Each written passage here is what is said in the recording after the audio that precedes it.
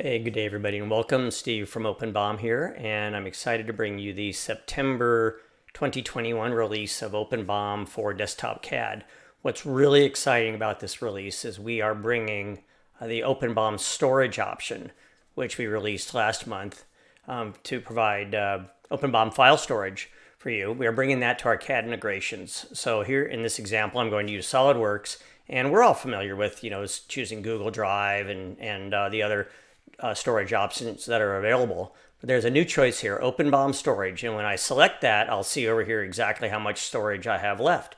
And in this example, I've chosen all the possible CAD file options. I'm going to send my CAD files as well as a number of kind of derivative and computed files, drawings, steps, DXFs, etc. So I've chosen those to send all of those over to OpenBOM, and I clicked on the BOM button. So what I have now in OpenBOM in my bill of material are some new property columns, CAD file and OpenBOM storage, etc. And that'll include drawings and DXFs, if I've chose those. So this option is available in all the desktop CAD storage.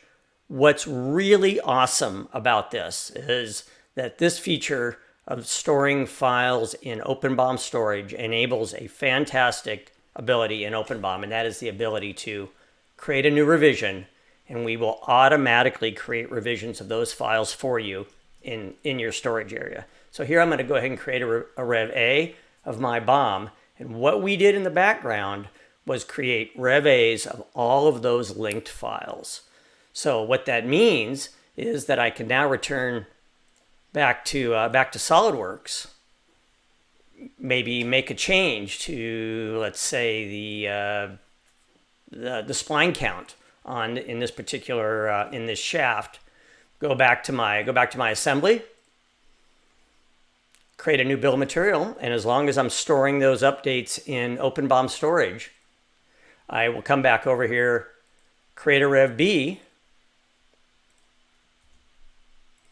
and I now will have a couple of bills of material in OpenBOM, one for the Rev A of this assembly with, let's say, 25 splines, one for the Rev B with the changed 20 splines, all without doing any file management inside of SolidWorks. So really excited to bring that to you. I'd like you to go ahead and give it a try when you have a moment. You'll see now that I have both Rev A's and Rev B's, and all the files behind that have been created for those particular revisions. So more to come to this, but it's certainly an exciting release. We'd love to hear more from you at support@openbom.com. Thanks.